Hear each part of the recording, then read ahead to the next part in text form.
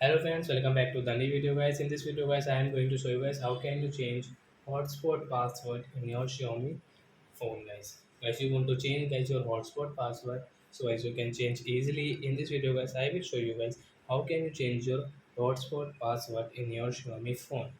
So guys, now let's see how to change it. So first of all guys, open your phone setting to change hotspot password. Then guys scroll it guys, you can see guys your portable hotspot. So guys tap here guys, you can on your portable hotspot and guys you can share your QR code and guys you can off from here also. So guys tap here set up portable hotspot and guys click on this I option and guys tap here to cut this password guys. So we will cut it and guys new password guys you can change yourself.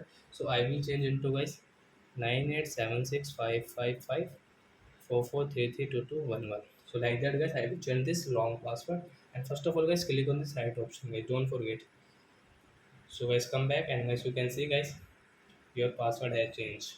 So I hope friends you have understood how to change hotspot password in our Xiaomi phone. So that's it guys. Thanks for watching. So guys, now we will meet on guys next video guys with new topic. Before going guys, please go and like my video, subscribe my channel. Bye bye friends.